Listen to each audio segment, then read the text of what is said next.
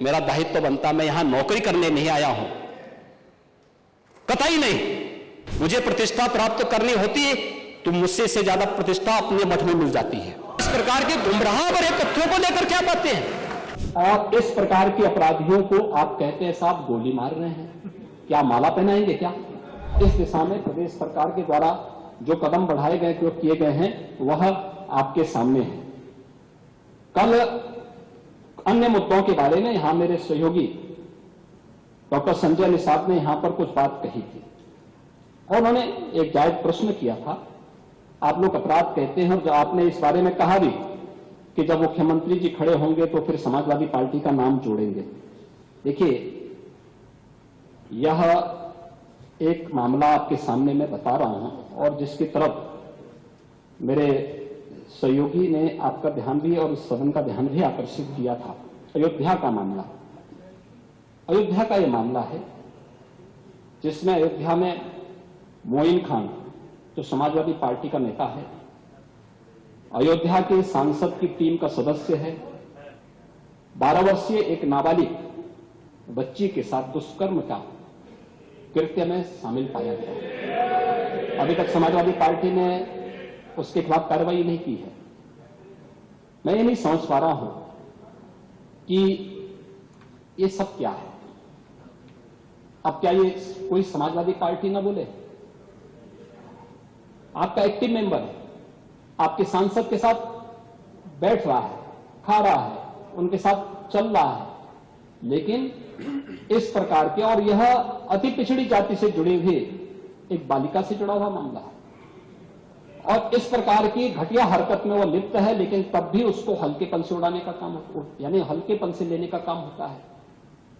ये घटनाएं क्या दिखाती है? कल ही हरदोई में एक दुर्भाग्यपूर्ण घटना घटित हुई और हरदोई में घटित दुर्घटना में भी बीरे उर्फ वीरेंद्र यादव इस समाजवादी पार्टी का पूर्व जिलाध्यक्ष है। अब देखो किस प्रकार के व्यक्ति को आप जिलाध्यक्ष बना रहे हैं। इस पे आईपीसी और सीआरपीसी की कोई ऐसी धारा नहीं जो इस पे लगी हो। 28 ऐसे मामले हैं और ऐसे नहीं कि मामले 17 से 24 के बीच के हों। इस पे पहला अपराध दर्ज हुआ था 89 में, दूसरा है 91 में, तीसरा 91 में, चौथा 91 में, पांचवा 92 में, छठा 90 में, फिर 93 में, फिर 92, फिर इससे पहले 98, इससे पहले 90, इसके बाद 96, 2006, 2008, 2013 में तो आप ही की गवर्नमेंट थी, 2007, 2009, 2008, 2015 में भी आपकी सरकार थी, 2016 में 302 में भी यह व्यक्ति लिप्त रहा है, 302 की भी घटना में शामिल रहा है, 388 की घटना में भी यह व्यक्ति लिप्त रहा है। इसी प्रकार से 2016 में 302 के मामले में व्यक्ति लिप्त रहा है। 2002 में यूपी गुंडा अधिनियम के अंतर्गत इसके खिलाफ कार्रवाई हुई है। ऐसे ही इसके खिलाफ फिर 2002 में भी इसके खिलाफ गुंडा एक्ट के अंतर्गत कार्रवाई हुई है। 2017 में यूपी गुंडा एक्ट के अंतर्गत इसके खिलाफ कार्रवाई हुई है और फिर 2017 में भी इसके खिलाफ कार्रवाई हुई है। 28 इस प्रकार के मामलों में व्यक्ति लिप्त है। समाजवादी पार्टी का पूर्व जिलाध्यक्ष है। कल एक अधिवक्ता की हत्या सरेआम इसके द्वारा करवाई गई है और इस प्रकार के अपराधियों को आप कहते हैं साहब गोली मार रहे हैं, क्या माला पहनाएंगे क्या? मुझे आश्चर्य होता है। अब इस प्रकार का तो ये ताजा उदाहरण है, इस समाज के लिए सबसे बड़े कलंक है, इस समाज का कोड है और इस कोड को जब तक हटाएंगे नहीं तब तक उत्तर प्रदेश की स्थिति को ठीक करने में कठिनाई होगी।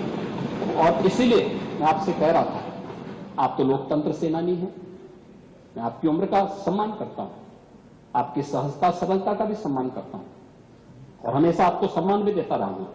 इसलिए भी क्योंकि इस माननीय सदन के देश के सबसे बड़ी विधानसभा के स्पीकर के रूप में एक शानदार काम आपने किया, जो प्रदेश के व्यापारी और बेटी की सुरक्षा में सेंध लगाने का काम करते हैं, जो प्रदेश के अंदर अराजकता पैदा करके सामान्य लोगों का जीना हराम करते हैं। मेरा दायित्व तो बनता, मैं यहां नौकरी करने नहीं आया हूं, कतई नहीं।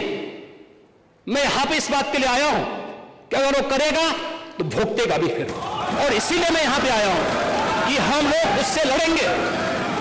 ये लड़ाई हमारी सामान्य लड़ाई नहीं है, ये प्रतिष्ठा की लड़ाई भी नहीं है, मुझे प्रतिष्ठा प्राप्त करनी होती है तो मुझसे इससे ज्यादा प्रतिष्ठा अपने मठ में मिल जाती है, कोई आवश्यकता नहीं मेरे लिए। लेकिन इस प्रकार के गुमराह भरे तथ्यों को लेकर क्या बातें हैं आप लोग बोलते हैं, इस प्रकार के अनावश्यक बातों की तरफ आप ध्यान आकर आप इस प्रकार की चर्चाएं करते हैं।